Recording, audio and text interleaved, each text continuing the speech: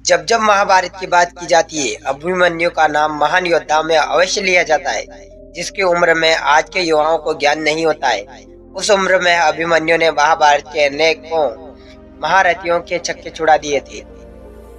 इससे पहले वीडियो में आगे बढ़ने से पहले हमारे चैनल को सब्सक्राइब अवश्य करें और बेल आइकन को जरूर दबाएं और कमेंट सेक्शन में जय श्री कृष्णा जरूर लिखिएगा।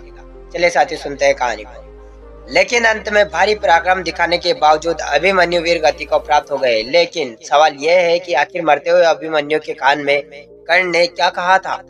ये पल था महाभारत के 13वें दिन का। कौरवों के सेनापति द्रोणाचार्य ने चक्रव्यूह की रचना की। चक्रव्यूह इतना शक्तिशाली होता है कि जो योद्धा एक बार इसमें फंस जाए तो उसका निकलना लगभग नामुमकिन था। कौरवों की ओर से सबने मिलकर एक षड्यंत्र बनाया कि जो अर्जुन को इस चक्रव्यूह में फंसाकर चारों तरफ से हमला करेंगे और अगर अर्जुन मारे जाए तो पांडव अपने आप ही युद्ध हार जाएंगे। लेकिन उस चक्रव्यूह में अर्जुन नहीं फंसे, बल्कि खुद उस चक्रव्यूह को भेदने पहुंचे अभिमन्यु भगवान महादेव से मिले खास वरदान के तौर पर जयद्रथ ने चारों पांडवों को चक्रव्यूह के बाहर ही रोक दिया और उस चक्रव्यूह में प्रवेश किया।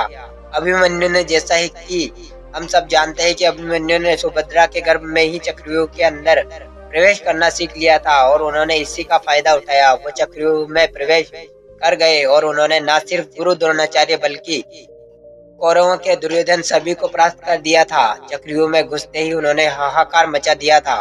उन्होंने द्रोणाचार्य का धनुष को काट दिया। देखते ही देखते कर्ण के ऊपर 8, कृतवर्मा के ऊपर 5 और शकुनी को 22 बार हराने के बाद यह तक कि दुर्योधन, दुशासन और कृपाचार्य ने जब अभिमन्यु को देखा तो उसकी हिम्मत नहीं हुई कि वो अभिमन्यु का सामना कर सके। इसी बीच दुर्योधन के पुत्र लक्ष्मण और अभिमन्यु का भी युद्ध हुआ, जहां अभिमन्यु ने एक ही तीर से लक्ष्मण के सिर को धड़ से अलग कर दिया था।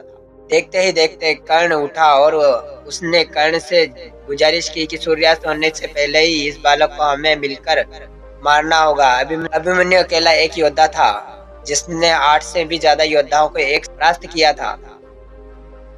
जब द्रोणाचार्य को भी इसके बारे में एहसास हुआ तब उन्होंने कर्ण से ये कहा कि इस बालक के धनुष को हमें छुड़ाना होगा। अगर इस बालक के हाथ से धनुष छूट जाता है तो सूर्य अस्त होने से पहले ही पूरी कौरव सेना का नाश हो जाएगा।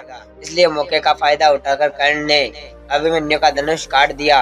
अश्वत्थामा ने उसके रथ के टुकड़े कर दिए। फिर क्या 16 साल के बालक के ऊपर 8 से भी ज्यादा महारथी टूट पड़े। लेकिन लगातार बार अभिमन्यु सबको परास्त करते जा रहे थे। उसके बाद सभी महारथियों ने एक एक कर अभिमन्यु के ऊपर कई सारे बाण छोड़े, जिसकी वजह से अभिमन्यु लहूलुहान हो गए। लेकिन फिर भी उन्होंने रथ का पहिया उठाकर युद्ध शुरू रखा और तभी वो क्षण आया जब अभिमन्यु के समक्ष पहुंचे स्वयं कर्ण और उन्होंने धराशायी कर दिया। कर्ण अभिमन्यु को अपने पास रखा और फिर उससे कहा कि वीर अभिमन्यु, विश्व के सर्वश्रेष्ठ धनुधारी बनने की प्रतिस्पर्धा सिर्फ और सिर्फ मेरे और अर्जुन के बीच थी। लेकिन तुमने आज इतना पराक्रम दिखाया कि मैं चकित रह गया। तुमने ये ताज हमसे छीन लिया है। अब दुनिया कहेगी कि इतने सारे महारथियों ने मिलकर एक अकेले बालक का वध कर दिया। अब तुम इस नरक रूपी संसार को छोड़कर हमेशा के लिए स्वर्ग चले जाओ।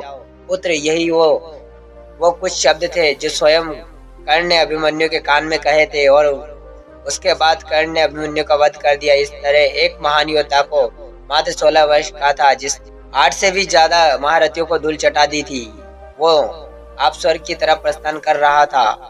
तो आपको ये हमारी कहानी अच्छी लगी हो तो वीडियो को लाइक कर दें और चैनल को सब्सक्राइब अवश्य कर लें और बेल आइकन को जरूर दबाएं और कमेंट सेक्शन में जय श्री कृष्णा जरूर लिखें। चलिए साथियों, मिलते हैं किसी नई कहानी के साथ, नए टॉपिक के साथ। तब तक के लिए धन्यवाद।